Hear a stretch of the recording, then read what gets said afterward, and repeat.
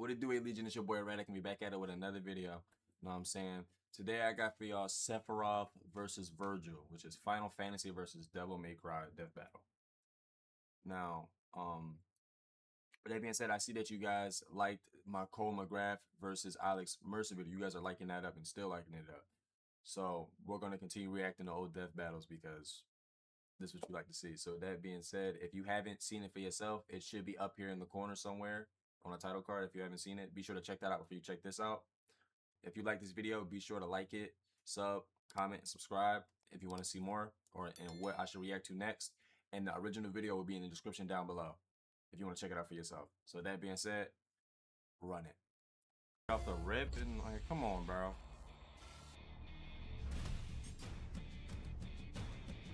Oh, 1080, okay. Philosopher Plato once said, "The measure of a man is what he does with power."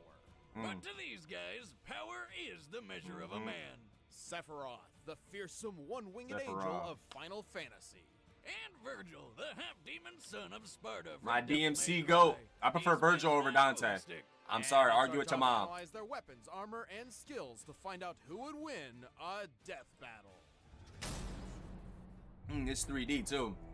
Through the millennia, legends were passed of a They both clean though. unlimited energy. I would say the Sephiroth, a demon. Unfortunately, all hope of finding this sacred ground had been One-winged lost. angel. Until the Shinra Electric Power Company excavated the remains of a being believed to hail from the very land they sought.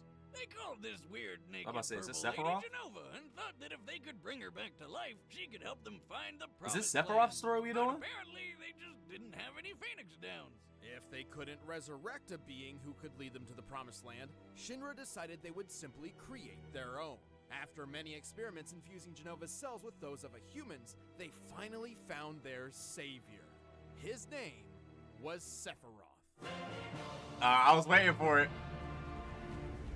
With hair like that, it's no wonder he was created in a lab. Look at how much All the goats got white hair, bro. According to Final Fantasy lore, Sephiroth has to use an entire bottle of shampoo and conditioner every single time he bathes. Why do Wow. you know that? Did you join his fan club or something? For research. But Shinra wasn't interested in Sephiroth for his hair. Instead, he was an essential part of their soldier program. Wait, this electric company has their own private military? I'd hate to miss a payment with those guys, especially if they sent Seph after me. I mean, look at the ridiculously long sword he keeps with him. That's his Masamune. This 7-foot Yeah, that two behemoth sword of a blade is is a lot like the clean. Nodachi swords they used back in feudal Japan. But instead of wielding something long with two hands like those, Sephiroth only needs one. Even that speaks nothing of his effectiveness as a warrior. Yeah, you know when people spread legends I gotta of turn my someone air that conditioner, I'm usually getting make hot. him out to be even better than he really is? It's the total opposite with Sephiroth. With his superhuman speed, strength, and durability, Sephiroth was instrumental in ensuring Shinra's victory in the Wu-Tai It already War, was on, it just wasn't on conquering the cold. last free nation on the planet. He returned home a legend. But all those warm, fuzzy feelings of victory didn't last long. Yeah, how While on did a he mission to become the town of Nibelheim, Sephiroth found a bunch of books on the Genova project. That's when he discovered he was a secret science project the whole time. The truth crushed Sephiroth and drove him mad. In a rage, he annihilated Nibelheim, but was stopped by a mercenary named Cloud Strife. Sephiroth was impaled by the Buster Sword and fell to his death. Oh, well, that's disappointing. Which is what I would have said if Sephiroth hadn't dropped into a hole in the ground that led him to the giant Windows screensaver called the Life Stream. The Life Stream is a buried river of energy which basically maintains life across the planet. Normally, merging with the Life Stream is the equivalent of entering the afterlife, but not for Sephiroth.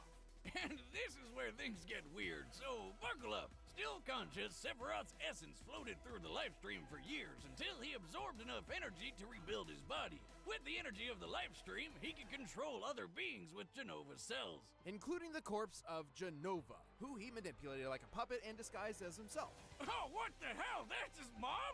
Who would do that to their own mom? I mean, I know she's a genocidal alien monster, but come on!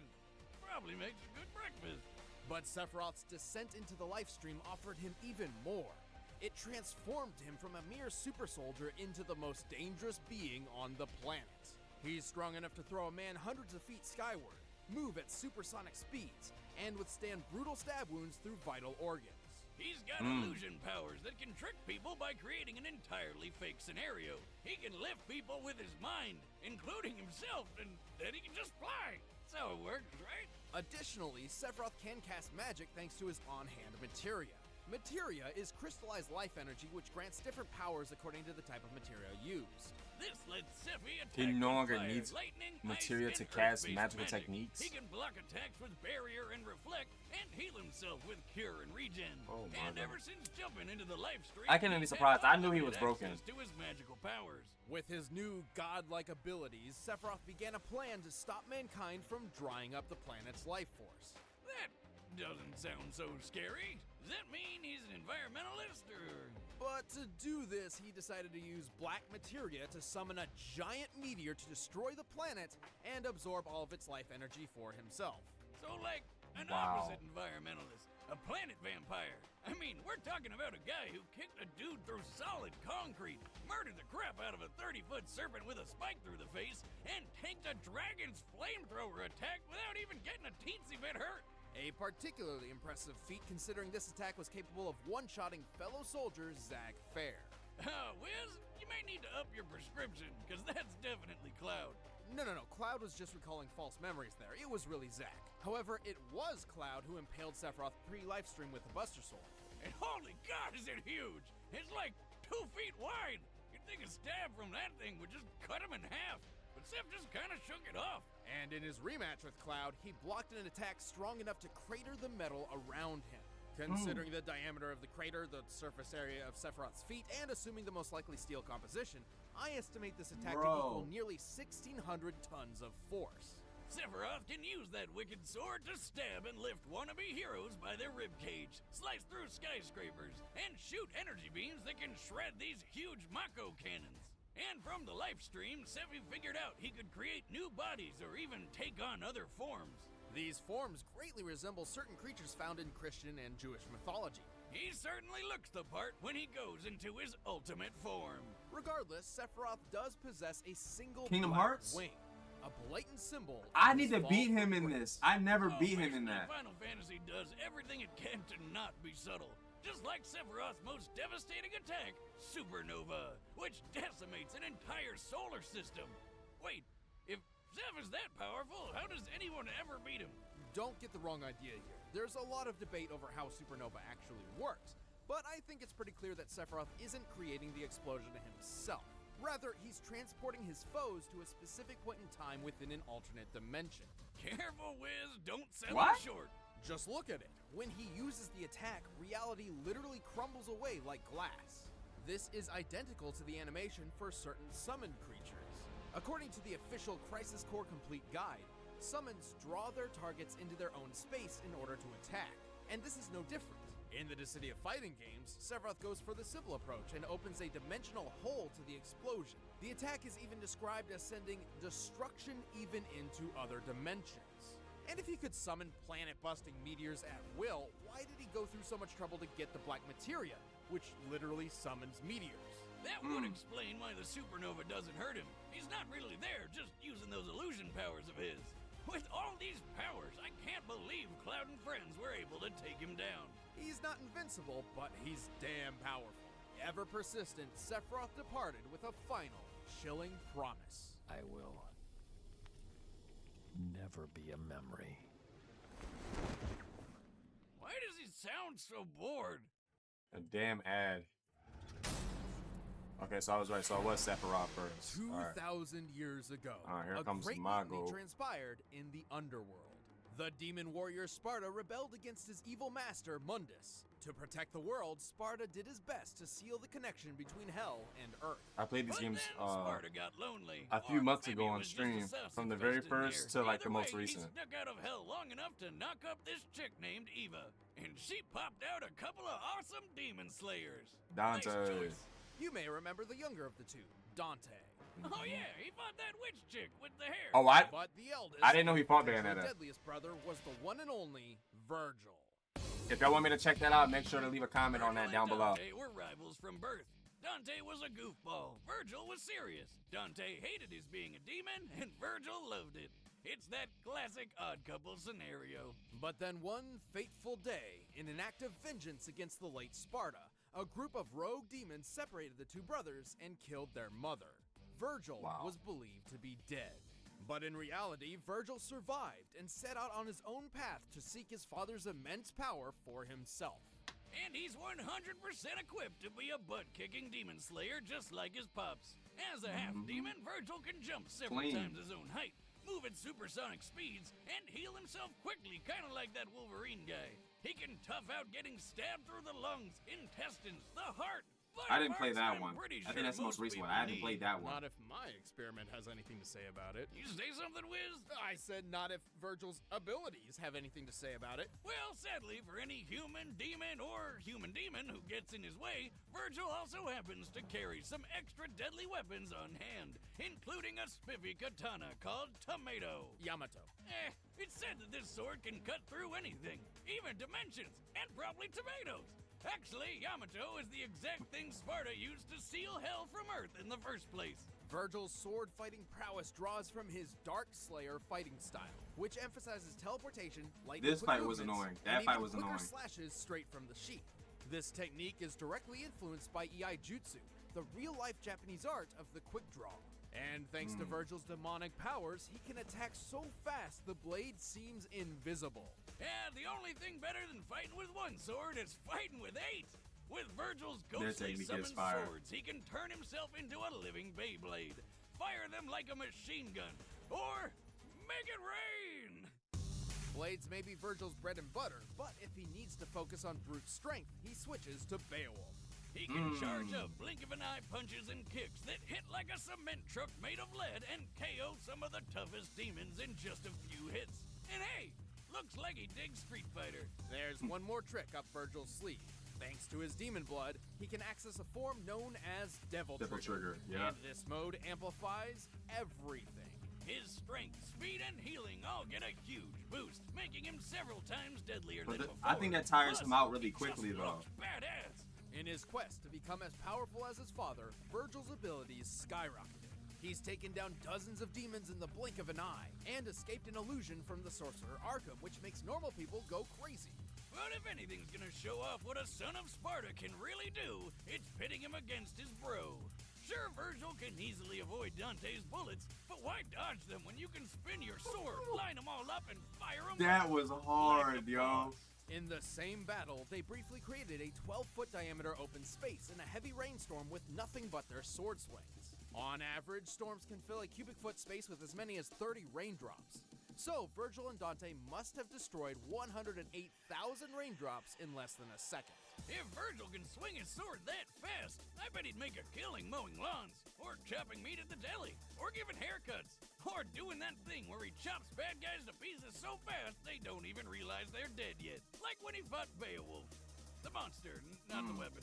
And then he punched him so hard he flew 55 feet up and hit the ceiling. When comparing Beowulf's size to Vergil, he appears to be as large as an elephant.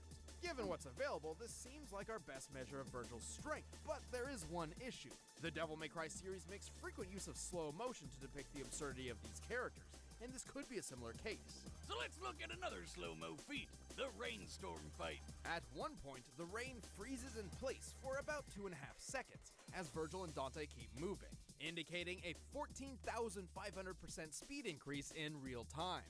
Applying the same degree to the Beowulf punch gives us an acceleration speed of about 4,882 feet per second. With that in mind, we can apply our previous data to deduce the maximum height sans ceiling, and determine Vergil's striking strength to be nearly 720 million newtons of force. That's a lot! It matches Vergil's incredible toughness, too. We already mentioned his super healing factor, but it's even more overpowered than you think. Vergil once got completely cut in half, but healed so fast that it's impossible to even notice. And his regeneration ability can be worn down. Yeah, that's how this weird jester guy beat him. But it takes a lot to pull off, and Vergil can always just use Yamato to hop through dimensions to get away if he wants. Sadly, Vergil never got to rule the demon realm like he wanted. Instead, the Demon King Mundus permanently transformed Vergil into his puppet. irreversibly manipulating his mind in the process. And then Dante kind of, exploded him. But 1 or 2 losses against someone who's basically goddamn Satan hardly makes him a weakling. Hell and Earth trembles before the power of Vergil. It'll be fun to fight with the Prince of Darkness. If my father did it, I should be able to do it too.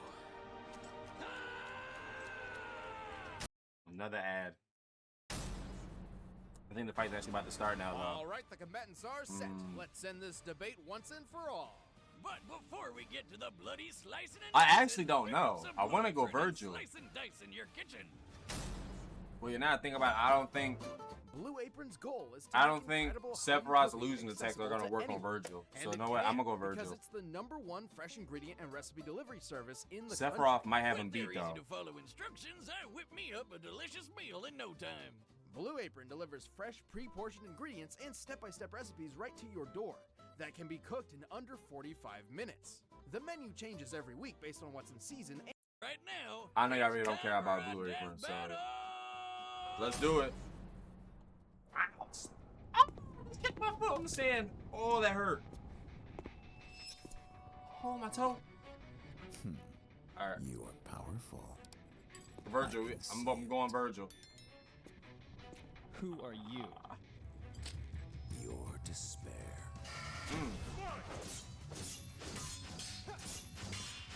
It's early 3D too.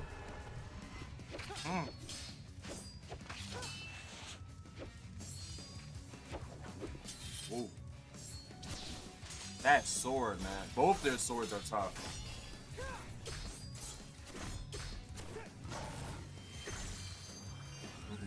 Barrier. Woo.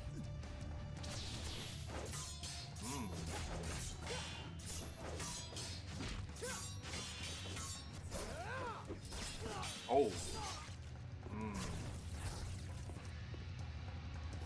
Okay, you're strong. But are you fast enough? Don't move.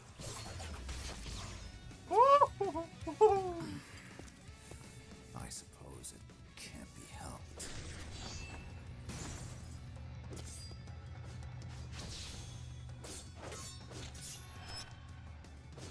Wait. They're fake. Stop wasting my time. He just put. Oh, brother. He was way too quick to do that.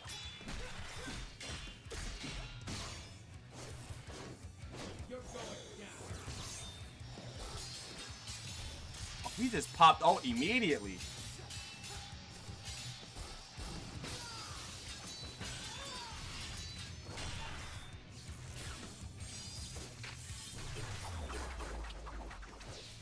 Oh my goodness. Behold the truth. An illusion. What is that? Supernova. I saw you could pierce the fabric of our dimension, so I cast an illusion to disguise this. Witness oblivion.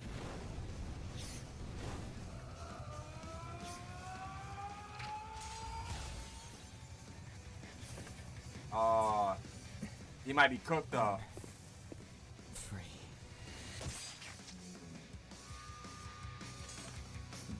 So you are.